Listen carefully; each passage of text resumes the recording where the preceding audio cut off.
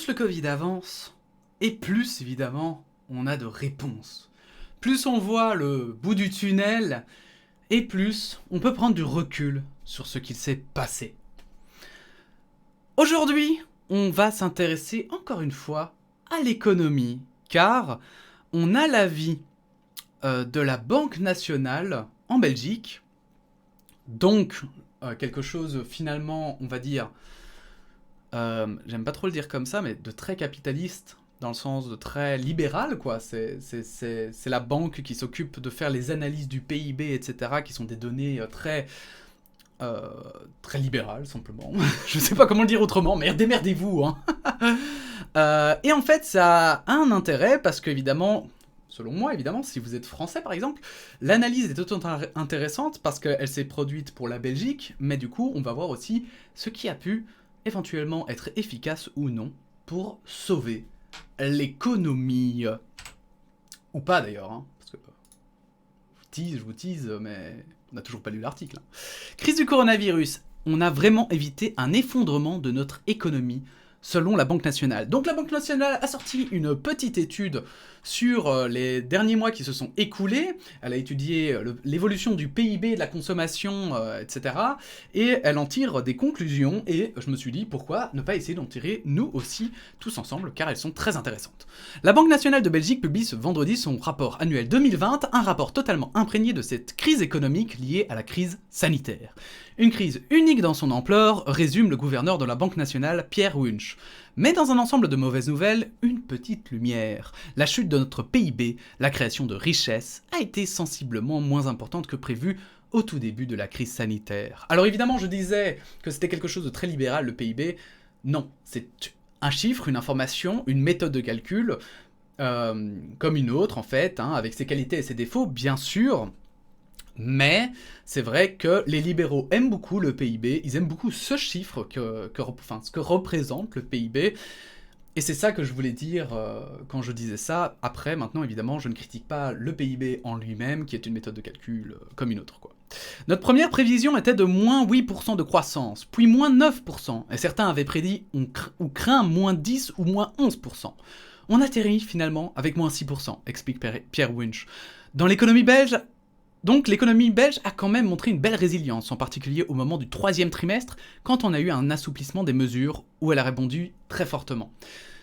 Alors, il faut savoir qu'évidemment les prévisions, souvent, on préfère être plutôt négatif que positif, hein. On préfère se dire tout le monde va mourir que, ouais, une personne sur 10 va mourir, parce que comme ça on peut prévoir le pire, il faut le savoir bien sûr, mais ça reste quand même une bonne nouvelle, de se dire que on a plutôt, ça s'est plutôt bien passé, et évidemment pour ça il y a eu le déconfinement. Maintenant ce sera intéressant de voir les pays qui sont restés confinés éventuellement, si on a eu, et qui n'ont pas rouvert leur économie, s'ils vont pas en sortir plus vite, ou inversement, si on a fait finalement le bon choix, si on a fait un bon assouplissement. Pour les secteurs qui restent sous lockdown, là la situation est assez dramatique. Sans vraiment surprise. Une reprise en V avant un second confinement. En fait, les dégâts du deuxième lockdown pour les secteurs qui ont pu continuer à fonctionner sont très limités. Par contre, pour les secteurs qui restent sous lockdown, là, la situation est assez dramatique. Au final, le PIB belge est passé de 476 milliards d'euros en 2019 à 449 milliards en 2020. Mais, estime Pierre Wunsch, les autorités ont bien géré la crise, même s'il est vrai qu'il a parfois fallu improviser. On a vraiment évité un effondrement de notre économie. Si on n'avait pas réagi comme on a réagi au niveau de la Banque centrale européenne, au niveau du gouvernement fédéral et des banques avec le moratoire, on avait probablement rendez-vous avec une situation proche de celle des années 30. Et au final, on reste avec une crise qui est plus grave que la crise financière à laquelle la Belgique avait pas trop mal résisté, mais qui est quand même beaucoup moins grave que ce qu'on a pu connaître pendant les années 30. Alors c'est beaucoup moins grave, mais grâce à quoi? Au moratoire. Et c'est là déjà, pour moi, un élément intéressant. Donc, si l'économie a résisté, ce n'est pas grâce à cette idée parfois, je trouve, extrême en fait, que peuvent avoir certains libéraux, selon laquelle l'économie s'autorégule. Non, faut arrêter de déconner, justement, c'est pas comme ça que... On aimerait que ça fonctionne... Enfin, ça fonctionne en partie comme ça, mais c'est sans compter qu'alors il y a des drames humains. Et le moratoire, donc le fait de reporter toutes les faillites, hein, de suspendre toutes les faillites, a permis quand même, du coup, à notre économie de résister. Et ça n'aurait pas été possible sans une intervention de l'État.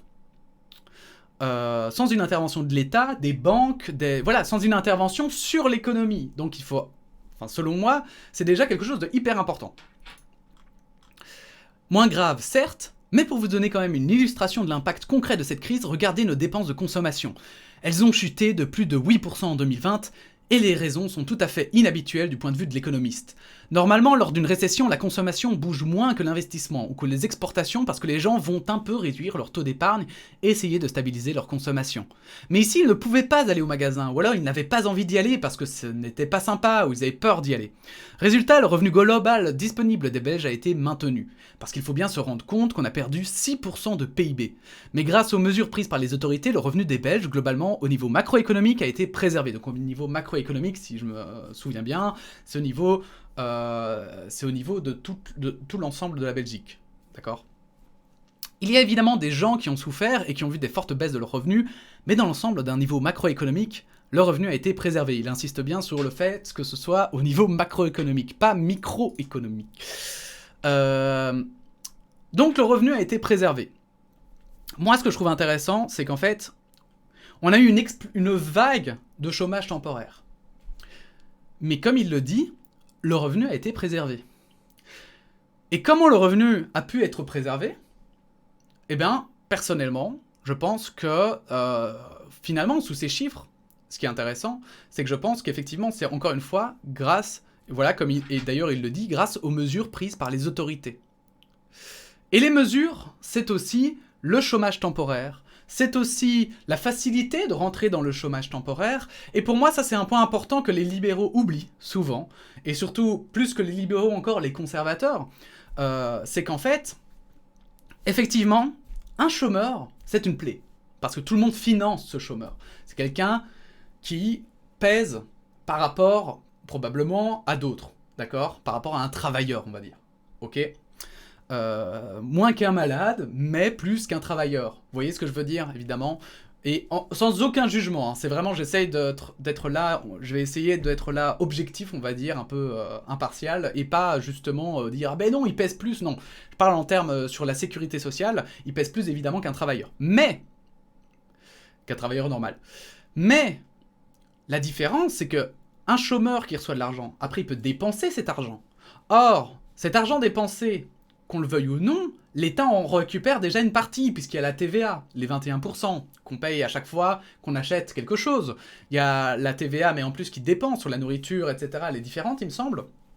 Bref, donc déjà l'État en reçoit une partie, mais en plus, on paye des magasins, donc les magasins, ils doivent aussi repayer une partie à l'État, puisqu'ils sont eux-mêmes taxés, que ce soit sur leurs employés, enfin normalement, en général. Donc en fait, au final, je pense que c'est ça qui est intéressant, c'est qu'en fait, quelqu'un qui dépense, c'est quelqu'un qui fait tourner toute l'économie. Donc bien sûr, on ne doit pas être une société que de chômeurs, parce que là, alors, la société ne bouge plus, mais à l'inverse, virer tous les chômeurs, c'est un peu ralentir l'économie. Et si, ici, la chute a été évitée, selon moi, non Siri, non, ne parle pas Siri. Si la chute a été évitée, si on n'est pas revenu à 1930, c'est aussi parce que, justement, on a permis à cette frange de la population qui aurait pu tomber dans la pauvreté, parce que imaginez que les sociétés auraient juste viré au lieu de mettre au chômage temporaire, et bien là, pour le coup, ça a permis à ces gens de pouvoir continuer à consommer, même s'ils consommaient moins, parce qu'évidemment, ils font des réserves, parce qu'ils savaient pas, on ne sait pas de quoi est réservé le futur pour le moment, c'est un peu incertain. Et on arrive justement au point incertitude. Vu l'impossibilité de faire certaines dépenses, voyages, restaurants, virées shopping, l'épargne s'est envolée. Elle est passée de 13% de revenus disponibles des ménages en 2019 à 21% en 2020. C'est énorme. La Banque nationale envisage la possibilité que les Belges se lâchent une fois que le gros de la crise sanitaire sera passé, un peu comme dans les années 1920, et dépensent les quelques 20 milliards d'euros qui n'ont pas été consommés en 2020. Avec une question en filigrane tout de même. Est-ce qu'on ne risque pas un épisode inflationniste massif ? Est-ce que ce choc qui restreint finalement l'appareil productif va conduire à l'inflation, répond Pierre Winch. Ou est-ce qu'au contraire, parce que les gens perdent leurs revenus et qu'ils ne peuvent pas aller acheter, ça va se transformer en un choc de demande et est-ce que les prix vont baisser ? C'est un peu les deux, ça dépend un peu des secteurs et donc beaucoup d'incertitudes pour les mois qui vont venir.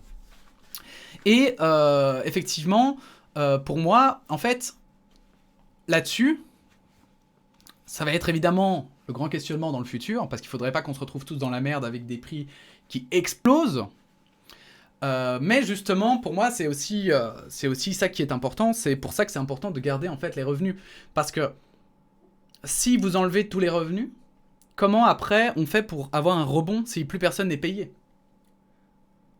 Je crois que vous commencez à comprendre ce que je veux dire.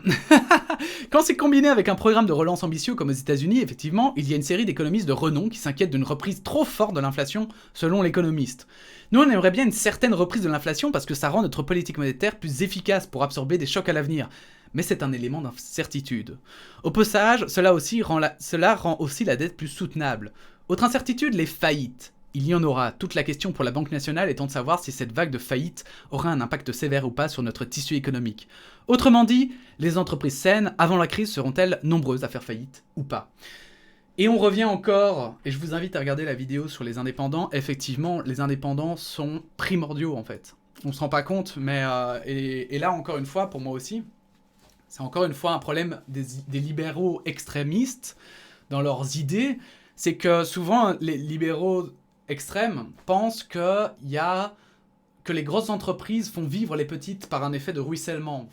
Si vous connaissez un petit peu l'économie, ça vous parlera très fort parce que les libéraux francs aiment beaucoup cette idée de ruissellement. Sauf qu'en réalité, et cette crise nous le montre très bien, c'est qu'en fait, il y a énormément de... Les indépendants, c'est eux qui engagent le plus massivement en fait. Parce que, certes, ils engagent peut-être 5, 10 personnes, 20, 30, mais en fait, ils sont tellement nombreux que par rapport même à, j'invente, mais une grosse multinationale qui arrive et qui engage 10 000 personnes, ce sera dérisoire par rapport à toutes les petites entreprises qui, elles, par-ci par-là, engagent plein de monde, qui en plus sont des commerces de proximité parfois, qui rémunèrent mieux, etc. Donc, ça va être effectivement un facteur, je pense, déterminant, et ça va être aussi déterminant parce qu'on parlait du communisme aujourd'hui, notamment, de l'extrême gauche, et ça va être déterminant parce que je l'avais déjà dit une fois, mais pour moi, imaginez que effectivement tous les indépendants fassent faillite, qu'il ne reste plus que les multinationales et qu'on ne dépende plus que d'elles. Imaginez ça. Et ben en fait, c'est finalement un système un peu communiste puisqu'on dépendra tous des mêmes sociétés. Et c'est elles qui nous payeront et en même temps, nous, on dépensera notre argent chez elles. Et donc c'est là aussi où je trouve qu'il y a un côté très marrant au libéralisme, c'est que c'est le serpent qui se mord la queue, parce qu'un libéralisme extrême devient un communisme. Enfin, l'idée, évidemment, je l'avais dit la dernière fois, mais l'idée qu'on a du communisme dans l'imaginaire collectif, quoi. Le fait que les mêmes sociétés, des sociétés publiques, qui en la fois rémunèrent et en même temps sont payées, bref. N'hésitez pas évidemment à mettre votre opinion en commentaire, n'hésitez pas à partager cette vidéo si elle vous a plu, n'hésitez pas à liker ou à la disliker, pardon. Et n'hésitez pas évidemment à passer sur ma chaîne Twitch, qui est bien plus agréable et divertissante, bien sûr. Et là-bas, pas de politique, s'il vous plaît. On en parle assez ici. Merci à tous, et bientôt pour d'autres actus.